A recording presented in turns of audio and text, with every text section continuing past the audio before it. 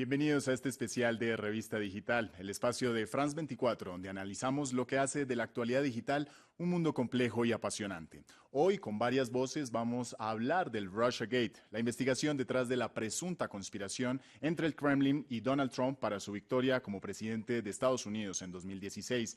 El periódico inglés The Guardian se pregunta, ¿es el Russiagate más importante que el Watergate? En manos de Robert Mueller, la investigación toma color, mientras que el presidente Trump se atornilla en el argumento que todo se trata de un montaje de los demócratas. Antes de presentarles a mi invitado en estudio, veamos este informe sobre una llamada, un artículo y el Russiagate. El 9 de febrero de 2017, el Washington Post desencadenó una crisis al interior de la Casa Blanca con este artículo. El diario citó 9 fuentes de inteligencia para desmentir a Michael Flynn, el ex asesor de seguridad de Donald Trump, en su declaración ante el FBI. Todavía no quiero hablar de perdón para Michael Flynn. Veremos qué pasa. Pero puedo decir esto. La gente está muy molesta cuando ves lo que acontece con el FBI y el Departamento de Justicia. La investigación corroboró que Flynn sostuvo una llamada telefónica con el embajador ruso Sergei Kislyak el 29 de diciembre de 2016 y que no se trató simplemente de un saludo de fin de año en aras de reunir a Vladimir Putin con Donald Trump. Esta fue la excusa para pedirle a Rusia serenidad frente a la expulsión de 35 de sus diplomáticos ordenada por Barack Obama. La sanción estuvo motivada por las acusaciones sobre el Kremlin de haber ejecutado ataques cibernéticos para favorecer la victoria de Trump en las elecciones de 2016. Mire, Flynn no pudo haberle preguntado sobre nada a Sergei Kislyak.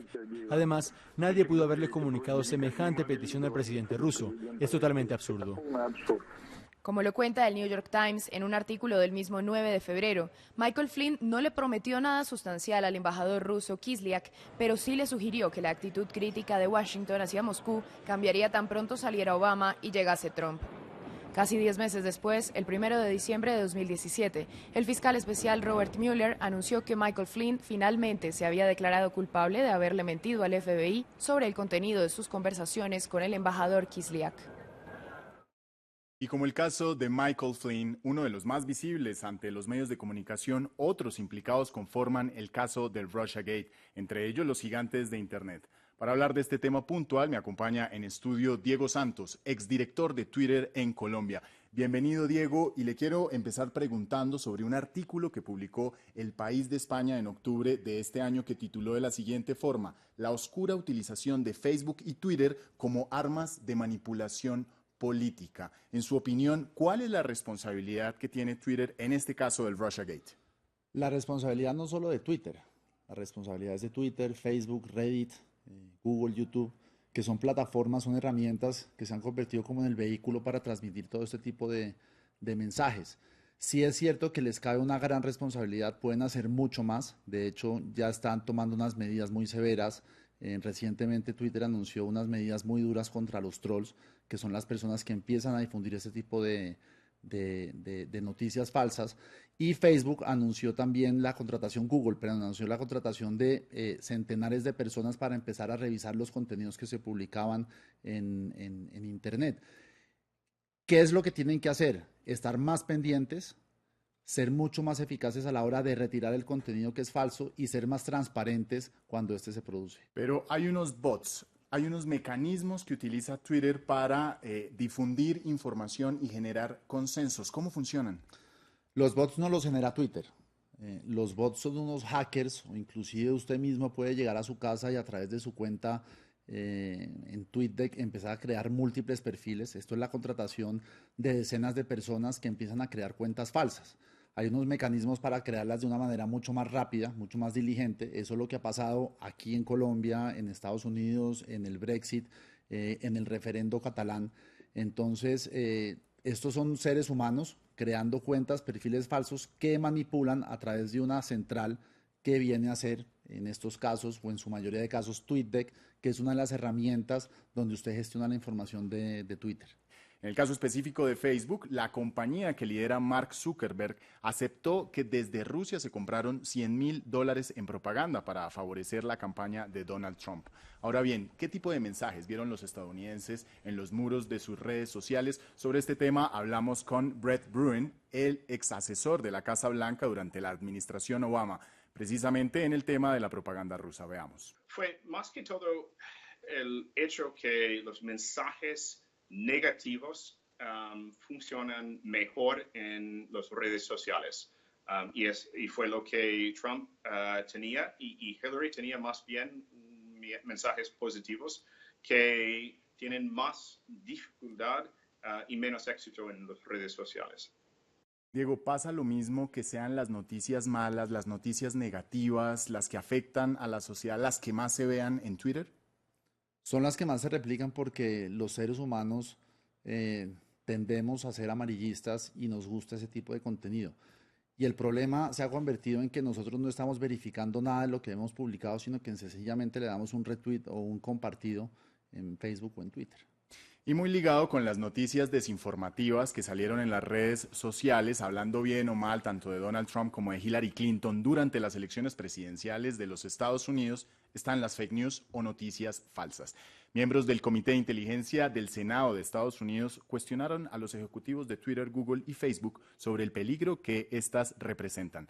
Bricio Segovia, nuestro corresponsal en Washington, es autor de una tesis que aborda el fenómeno de las fake news y su impacto en el presupuesto de las naciones. Esto nos dijo sobre cuáles fueron esas noticias falsas que circularon en la web durante las elecciones de Estados Unidos 2016.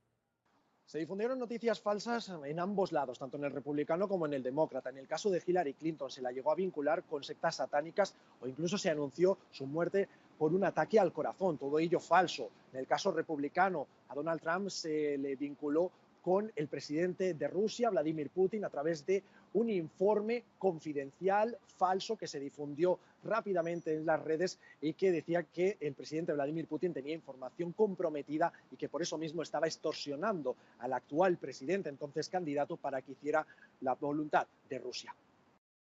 Diego, ¿recuerda usted algún otro caso de una noticia falsa, de un fake news en este contexto del Russiagate? Sí, claro, uno que se popularizó mucho y fue a partir de unos correos que le intervinieron a uno de los asesores de Hillary Clinton, donde hicieron un enlace que se convirtió en el fake news, que Hillary Clinton era socia de una pizzería en Washington donde había pedofilia. Esto tuvo tanto impacto que inclusive llegó gente o llegó una persona desde el sur de los Estados Unidos con un fusil en la mano y entró dentro de la pizzería a atacar al dueño. Y es que este caso del Russiagate, que tanto ha afectado a los gigantes de Internet, se estudió en octubre de este año en el Congreso de los Estados Unidos, pues senadores de ambos partidos y miembros del Comité de Inteligencia advirtieron de la influencia de estas noticias falsas en las redes sociales. Es el caso del presidente del comité por el estado de Carolina del Norte, Richard Burr, quien denunció múltiples casos. Este es uno de ellos. Veamos, precisamente se trata de dos imágenes completamente distintas de dos grupos de Facebook. El uno está llamando hacia la consagración con los musulmanes, se llaman los musulmanes Unidos de América, mientras que el otro grupo dice Time to Secede, que traduce algo parecido al tiempo de la secesión e invita a que la gente hable de las armas, del barbecue y de este tipo de asuntos que les encanta a los texanos y que polarizan las audiencias, sobre todo en la red social. Brett Bruen, ex asesor de la Casa Blanca, nos amplía de este tema. Rusia usó mensajes contra la inmigración en los Estados Unidos, intentando fomentar una respuesta muy emocional de la parte de la gente que se siente aquí en los Estados Unidos invadidos por gente extranjera. Y por eso, en el contexto de la conversación que estábamos teniendo en los Estados Unidos el año pasado, esos mensajes fueron tan potentes. Las fake news además le están empezando a costar mucho dinero a los gobiernos a través de los costos en las investigaciones, en los comités investigativos. Esto nos cuenta Bricio Segovia, experto en el tema. Tenemos que entender que las noticias falsas o fake news han estado presentes durante años. Lo que pasa es que con las elecciones presidenciales de Estados Unidos se marcó un antes y un después. Ahora mismo ya hay gobiernos que están incluso tomando acción sobre la identificación de noticias falsas para intentar frenar este problema. Es intentar frenar la propaganda de ciertas naciones. Y esto está afectando al dinero de los ciudadanos, al dinero del contribuyente, porque, por ejemplo, si nos damos cuenta, aquí en Estados Unidos hay varias investigaciones paralelas en el Congreso intentando ver cómo resolver este tema o qué pasó exactamente, porque no es tan fácil identificarlo. En la Unión Europea no solamente se ha creado un consejo de expertos, hay una convocatoria abierta y por primera vez recibirá financiación pública de los países miembros. 1 millón de euros anuales tiene como presupuesto esta comitiva. También en la Unión Europea existe Stratcom, una unidad que se dedica exclusivamente a supervisar las noticias que se están difundiendo y la propaganda a través de las redes. Y, por ejemplo, países como Australia, como Alemania o la República Checa también tienen medidas gubernamentales que han iniciado este mismo año o el pasado para intentar prevenir la difusión de la propaganda o noticias falsas. Diego, este caso del Russiagate que evoca que hay una injerencia, una influencia de las redes sociales en la opinión del electorado y que lo estamos viendo en Estados Unidos, que se ha visto en las elecciones en Alemania, en las elecciones en Francia, ¿podría llegar el momento a que afecte a los países de América Latina? Yo creo que ya de hecho las noticias falsas nos han afectado a nuestros países y pues un claro caso de ello fue el plebiscito del año pasado. En Colombia. Sí, claro. ¿Cómo lo afectó? Yo diría que con la victoria del no a través de la difusión de bastantes mentiras. Pues investigaremos más al respecto, estaremos hablando de estos temas y sobre todo el caso del Russiagate que está en plena investigación. Hemos llegado al final de nuestro especial. A Diego Santos, muchísimas gracias por habernos acompañado.